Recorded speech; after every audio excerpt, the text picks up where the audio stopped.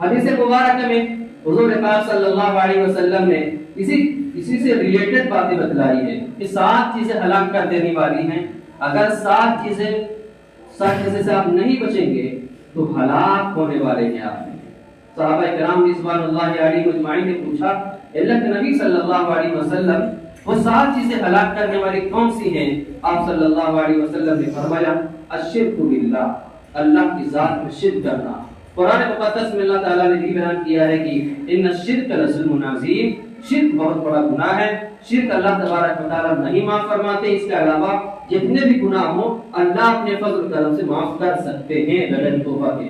یعنی بغیر توبہ کے نہیں معاف کریں گے. آپ اللہ سے ریکویسٹ کریں، التجا کریں کہ اللہ میں نے گناہ کیا ہے معاف کر دیجیے، تو اللہ تبارک و تعالیٰ معاف کر سکتے ہیں. دوسری چیز حضور پاک صلی اللہ علیہ وسلم نے فرمایا والسر، جادو کرنا کرانا. آج ہمارا معاشرہ کا حال اور ماحول یہ ہے کہ ایک شخص دوسرے کے اوپر جادو کرواتا ہے، ایک شخص دوسرے کے اوپر پروپیگنڈے اور تعویذ وغیرہ لونگ پھکا کر اس کے اوپر ڈلوایا جاتا ہے، اس کی گھٹی بندش کروائی جاتی ہے. کہیں پر یہ دیکھا جاتا ہے کہ ساس بہو کا جھگڑا چل رہا ہے، اور کہیں دیکھا جاتا ہے کہ بہو اور ساس کا جھگڑا چل رہا ہوتا ہے. وہ یہ کہتا ہے کہ تم نے ہمارے اوپر جادو کروایا ہے، وہ یہ کہتا ہے کہ تم نے ہمارے اوپر ہماری بندش کروا دی ہے. حالانکہ ان تمام چیزوں سے کچھ نہیں ہوتا، لیکن جادو کرنا کرانا دونوں شخص، اللہ کے نبی صلی اللہ علیہ وسلم نے فرمایا دونوں شخص جہنم میں جائیں گے. تو جادو کرنا اور کرانا دونوں شخص جہنم کے اندر جائیں گے. 2 چیزیں الشرک باللہ، اللہ کے ساتھ دوسرے کو شریک کرنا. شرک کرتے کرتے اگر دنیا سے ہم رخصت ہو گئے، اللہ سے معافی طلب نہیں کی، تو سیدھے ہم جہنم میں جائیں گے.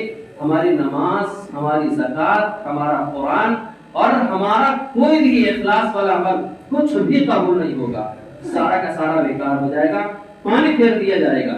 دوسری چیز جادو کرانا، اور یہ جھگڑا تو ہر گھر میں لگا ہوا ہوتا ہے.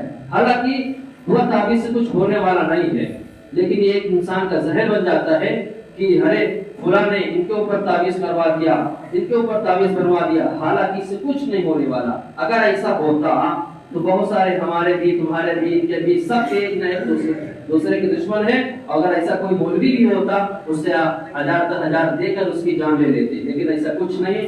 اللہ تبارک و تعالی نے جب جس وقت موت لکھی ہے تبھی موت ہوگی، اس سے پہلے موت نہیں آ سکتی ہے. تیسری چیز حضور پاک صلی اللہ علیہ وسلم نے فرمایا وَقَتْلُ النَّفْسِ الَّتِي حَرَّمَ اللَّهُ إِلَّا بِالْحَقِّ، بے قصور بے گناہ شخص کو مارنا، قتل کرنا. ایک آدمی ہے، اس کی کوئی جو ہے غلطی نہیں، وہ بے قصور ہے، بے گناہ ہے، لیکن اس کو کمزور سمجھ کر اس کو مار ڈالنا، اس کو موت کی گھاٹ اتار دینا، یہ بھی سب سے بڑا گناہ ہے، گناہ عظیم ہے. تو تیسری چیز وَقَتْلُ النَّفْسِ الَّتِي حَرَّمَ اللَّهُ إِلَّا بِالْحَقِّ، کسی بے قصور بے گناہ کو ستانا، پریشان کرنا، تنگ کرنا، یہ سب سے بڑا گناہ ہے. جب تک وہ نہیں معاف کرے گا آپ کو کوئی شخص معاف نہیں کر سکتا. مثال کے طور پر ہم خدا کو ستائے تو ہم ان کو ستا رہے ہیں، اگر یہ نہیں معاف کریں گے تو دنیا میں جائے، دنیا یہ کہے کہ ہم نے معاف کر دیا، معاف نہیں ہو سکتا.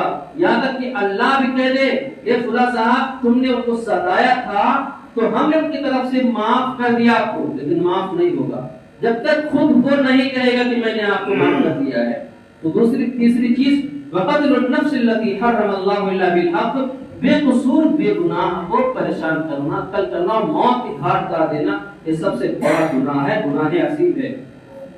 چوتھی چیز وَأَكْلُ الرِّبَا، سود کھانا اور کھلانا، رشوت لینا دینا. آج کل ماحول یہ بن چکا ہے کہ ہمارے گھر کی شادی یا آپ کے گھر کی شادی، چلو ٹیکس لے لیتے ہیں، 1 لاکھ لے کے آتے ہیں، 1,10,000، 1,05,000، 1,20,000 دینا پڑتا ہے ان کو.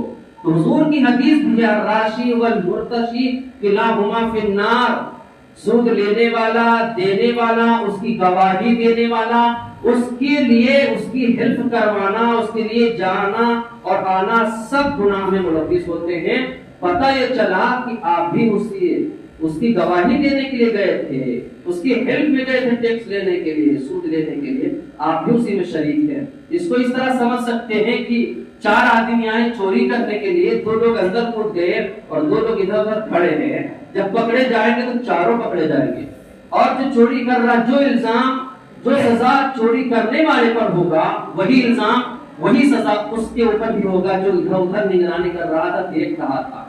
اس لیے حضور پاک صلی اللہ علیہ وسلم نے فرمایا رشوت لینا اور سود لینا، کھانا، رشوت لینا، کھانا پینا سب گناہ کبیرہ ہے، گناہ عظیم ہے، یہ نہیں معاف ہو سکتا ہے۔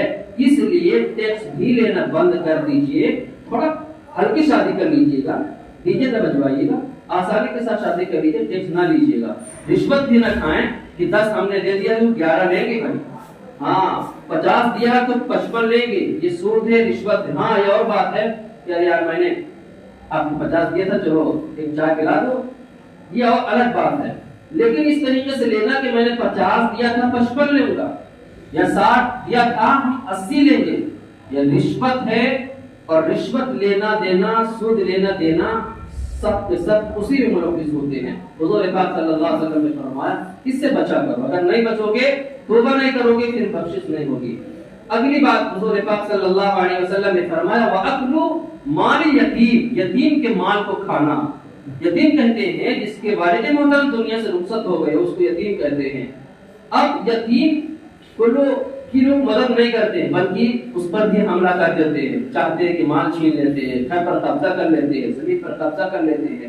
اللہ کے نبی نے کیا فرمایا، قرآن کیا بیان کرتا ہے، ان الذین یاکلون اموال الیتامی ظلما انما یاکلون فی بطونہم نارا وسیصلون سعیرا۔ جو لوگ یتیم کے مال کو کھاتے ہیں گویا کہ وہ اپنے پیٹ میں جہنم کی آگ بھر رہے ہوتے ہیں، اس لیے یتیم کے مال کو کھانے سے بچے۔ چھٹی چیز وَالتَّوَلِّ يَوْمَ الزَّحْفِ، جنگ کے میدان جو ہے، جنگ کے میدان سے بھاگ لینا، یعنی کہیں پر جنگ ہو رہی ہو، قتال ہو رہا ہو، وہاں سے پیٹ پھیر کر بھاگ جانا، یہ بھی بہت بڑا سب سے گناہ عظیم ہے۔ ساتویں چیز وَقَذْفُ الْمُحْصَنَاتِ الْغَافِلَاتِ الْمُؤْمِنَاتِ، نیک صالح عورت پر الزام لگانا، نماز روزہ پنجگانہ عبادت کرنے والی عورت پر الزام لگانا، کسی بچی اور بچی پر الزام لگانا۔ میرے عزیزو دوستو، یہ آج کل بہت چل رہا ہے، عورتوں پر الزام لگایا جاتا ہے، لڑکیوں پر الزام لگایا جاتا ہے۔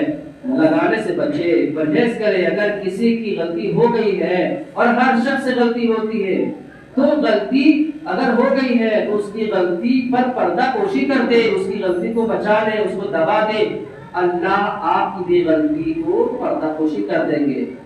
اگر الزام کوئی لگا رہا ہے، اس کے گناہ کو دبا دے، ارے بھائی بات جو اگنور کر دو، چھوڑ دو، ختم کر دو، بند کر دو، کبھی آپ سے بھی غلطی ہو سکتی ہے، اللہ آپ کو بھی بچا لے گا۔ تو 7 چیزیں ہیں جن سے ہمیں بچنا ہے، اور قرآن مقدس کی جو آیتیں پڑھی ہے اس کا بھی ترجمہ قرآن پاک میں ہے، اس کو بھی پڑھ سکتے ہیں۔ تو یہ 7 چیزیں ہیں، ان سے ہمیں بچنا ہے۔ دعا کریں کہ اللہ تبارک و تعالی جو بھی باتیں ہم سے کہلوائیں اس پر عمل کرنے کی توفیق عطا فرمائے۔